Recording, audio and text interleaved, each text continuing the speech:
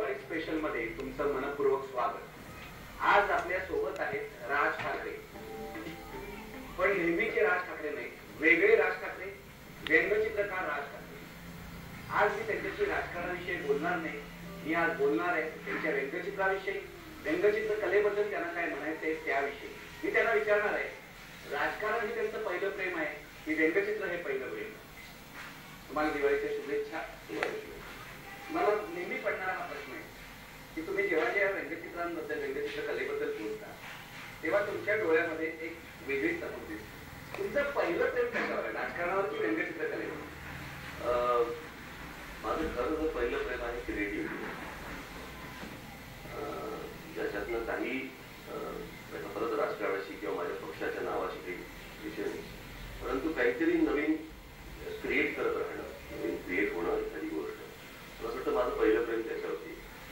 मग ते व्यंगचित्र या स्वरूपात असेल, मग ते राजकारण या स्वरूपात असेल, ते ॲनिमेशन असेल किंवा इतर कुठचाही फॉर्म जो काही नवीन क्रिएट करतो, मला असं वाटतं माझं पहिलं प्रेम त्याच्यावरती। व्यंगचित्रकला ही तुमच्या घरामध्ये लहानपणापासून आहे, हे तुमचं प्रेम सगळ्या क्रिएटिव्हिटीवर आहे, बरोबर आहे, पण तुम्ही जोडले गेलात ते व्यंगचित्रकलेशी, कसे जोडले? चित्रकला होतीच हातामध्ये, शाळेत असल्यापासून चित्र काढत होतो आणि मला असं वाटतं 5वी मध्ये असताना मी एकदा भाजलो म्हणजे एक गरम काहीतरी पदार्थाचं भांड माझ्या संपूर्ण अंगावर संपूर्ण भाजलं होतं। जवळपास एक 6 महिने घरी होतो आणि त्या 6 महिन्याच्या काळामध्ये ते दुखत तर होतच, परत थोडस माझं लक्ष डायव्हर्ट करण्यासाठी म्हणून बाळासाहेबांनी आईवडिलांनी वॉल्ट डिझनीची काही हे होती, पुस्तकं होती, तर ती कार्टून्स मी बघून करत असते। त्यावेळेला ते असं 5वीत होतं आणि ते करत असताना बाळासाहेबांना असं जाणवलं की हात चाललाय, आणि त्यावेळेला त्यांनी मला 5वीत असताना मला डेव्हिड लोच्या स्ट्रिप्स दिले होते, म्हणजे हे काढून बघ असं वाटतंय की अशा 4 फ्रेम्स असेल त्याच्यामध्ये, कलर फ्लेम वगैरे वगैरे, आणि मग मी ते काढत त्याच्यातल्या सुधारणा बाळासाहेब सांगायची किंवा माझे वडील सांगायचे कसं व्हायला पाहिजे, काय व्हायला पाहिजे, कळायचं काही नाही फारसं। आणि त्याच्यातनं मला असं वाटतं की व्यंगचित्रकला किंवा व्यंगचित्रकडे वळायची आवड निर्माण झाली। आणि व्यंगचित्रकला म्हणाल ना, त्याला मीही का काढतो, तर त्याला माझ्याकडे बाळासाहेबांना ही गोष्ट का करावीशी वाटली, माझ्या वडिलांना ही गोष्ट का करावीशी वाटली, किंवा मला ही गोष्ट का करावीशी वाटली।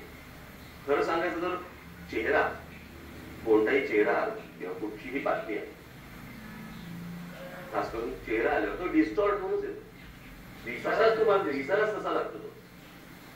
आता उदाहरणार्थ परवा तुम्ही अजित पवारांची नक्कल केली मनसेच्या कार्यक्रमावर। तुम्ही जेव्हा अजित पवारांचं भाषण ऐकता, म्हणजे अनेक गोष्टी लोकांच्या लक्षात आलेल्या नसतात, त्यांचा टोन, त्यांची हेल काढण्याची पद्धत, त्यांचं एकूण दिसणं, तुमच्या नेमकं काय लक्षात येतं? म्हणजे ते कार्टून बनवूनच तुमच्यासमोर येतं माणसं? हो, म्हणजे तसंच ऐकू यायला लागतं की हा असं का बोलतो, हा असा का करतोय। एखादा माणूस दिसत असतो त्यावेळेला मला माझी जेव्हा आपण ज्याला स्कॅनिंग म्हणतो असं जेव्हा चालू असतं, त्याला याचे डोळे कसे आहेत, नाक कसं आहे, त्याचं पहिलं मला काय दिसतं, म्हणजे व्यंगचित्र काढताना दिसताना मला जेव्हा ते दिसायला लागतं समोर, मला असं वाटतं की समजा त्याचे डोळे असतील, समजा त्याचं नाक असेल, समजा त्याचे कान असतील, त्याची जीवनी आहे, समजा हा पोर्शन असेल किंवा कपाळाचा मोठा भाग असेल, तर मला बाकीचं आउट ऑफ फोकस मध्ये दिसतं आणि तेवढंच फोकस मध्ये दिसतं, ते पहिलं तिकडेच फोकस जातो आणि मग ते दिसायला लागतं तुम्हाला। आणि अर्थातच अनेक असंख्य व्यंगचित्रकार जगामध्ये आहेत, हजारो व्यंगचित्रकार, लाखो असतील, मला माहिती नाही, मग ते ॲनिमेशनच्या स्वरूपात असतील किंवा इतर सगळे, मला वाटतं त्यांची पण बघण्याची प्रोसेस तशीच असावी, तसंच ते जरा दिसत असेल।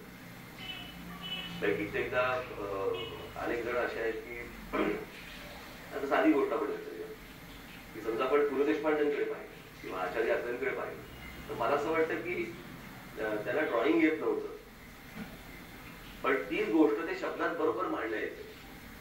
याचं कारण त्यांना ती गोष्ट बरोबर ती अचूक दिसायची. पण असं तुम्हाला कोणामध्ये काय काय दिसतं, म्हणजे खूप राजकारणी आहे. उदाहरणार्थ तुम्ही मुख्यमंत्री जेव्हा झाले आपले पृथ्वीराज चव्हाण, तेव्हा कोणाच्याही लक्षात न आलेलं त्यांच्या बटीबद्दल बोलला. हे रोज आम्ही बघत होतो, पण आमच्या लक्षात नव्हतं आलं की पृथ्वीराज चव्हाणांच्या कपाळावर एक बट आहे. ती बट तुम्हाला पहिली दिसली का? असं कोणाचं काय दिसतं? मी त्यांच्याबद्दल बोललो होतो की बट नॅचरल आहे. त्यानंतर त्यांनी दुसऱ्या दिवशी सगळ्या वर्तमानपत्रांना चांगला एक फोटो त्यांचा बट नसलेला बट कापून पाठवला आणि सांगितलं की याच्या पुढे हा छापा. इतक्या फास्ट रिॲक्शन द्यायची गरज त्यांनाही गरज नव्हती. पण मला ज्यावेळेला मी त्यांना पृथ्वीराज चव्हाणांना पाहिलं आले, आता ते कुठेतरी मला असं वाटत होतं की त्यांना चेहरा पाहिल्यावरती मला असं वाटायला लागलं की त्यांची ते केसाची ती पद्धत वरती सजवायची देवाऱ्यांचं असेल ना कोबडा काढायला, डोळ्यामधले त्यांचा एक ते भाव आहे किंवा ते जे हसणं आहे त्यांचं पूर्ण चेहरा फाटेपर्यंत हसणं ज्याला म्हणतात असं ते हसणं, त्याचं नाक, त्याची जी प्रपोर्शन्स आहेत ती वेगवेगळी विचित्र आहेत. मला त्यांना बघितल्यावरती असं मला वाटतं की 70च्या दशकामधले ते राजशेखर वगैरे होते ना, राजशेखर विलन जे होते, मला वाटलं की तसं त्यांचा चेहरा आहे. याचा अर्थ ते काही विलन असं नाही, पण त्यांचा चेहऱ्याची जी ठेवण आहे ती त्या प्रकारची. म्हणजे तुम्ही विलासराव देशमुखांकडे बघा, तुम्ही विलासराव देशमुखांकडे जर बघितलं तर पुढे पुढे तुम्हाला एक झलक म्हणून तुम्हाला शत्रुघ्न सिन्हा दिसायला नीट काहीतरी थोडंसं नीट ऑब्झर्व केलं ना तर जुना शत्रुघ्न सिन्हा जो होता अशी मान ताट करून काहीतरी त्याच्यामध्ये आहे की जो शत्रुघ्न सिन्हाचा इन्फ्लुएन्स आहे. सो असं ते दिसायला लागतं. आता ते का दिसायला लागतं माहिती, पण ते दिसतं तुम्हाला. आणि हे मला वाटत नाही कोणाच्या लक्षात आलं की विलासराव देशमुख, आणि आता तुम्ही म्हणताय तेव्हा माझ्या लक्षात येते अशी मान ताट ठेवण्याची जी पद्धत राहते, कदाचित विलासरावांनी आपल्या तरुण वयामध्ये शत्रुघ्न सिन्हाचे सिनेमे जास्त बघितले असंही झालं. पण हे मजेशीर आहे. म्हणजे तुम्हाला व्यंगाची कॅप्सूल कशी असते, कॅप्सूल आता कसं वाटतंय? त्याचे फोटो पाहिले शरद पवार साहेबांचे, तेही तसेच बारीक होते, परंतु तो असा एक उभा चेहरा आहे. कोणाचा आडवा चेहरा असतो, कोणाचा चौकोनी चेहरा असतो, कोणाचा त्रिकोणी चेहरा असतो. आता ते फॉर्म्स आहेत, चांदणी कोणाचीच नसते, परंतु फॉर्म असतो. अण्णा हजारेंच्या व्यक्तिमत्वात तुम्हाला काय दिसतं? व्यंगचित्र म्हणून आपण बघायला गेलो, कॅरिकेचर म्हणून, तर मला असं वाटतं त्यांचं नाक आणि त्यांची हनवटी ही जर समजा तुम्ही बघितली तर ते जॉईंट व्हेंचर आहे. जॉईंट व्हेंचर हनवटी पण आणि नाक पण त्याचं. मला असं वाटतं की त्यांच्या चेहऱ्यामधला तो जो भाग आहे तो कॅरिकेचरिंग साठी खूप छान आहे करायला. आणि ते चेहऱ्यातलं त्यांच्या वैशिष्ट्य असं काय म्हणता येईल तर ते त्यांचं नाक आणि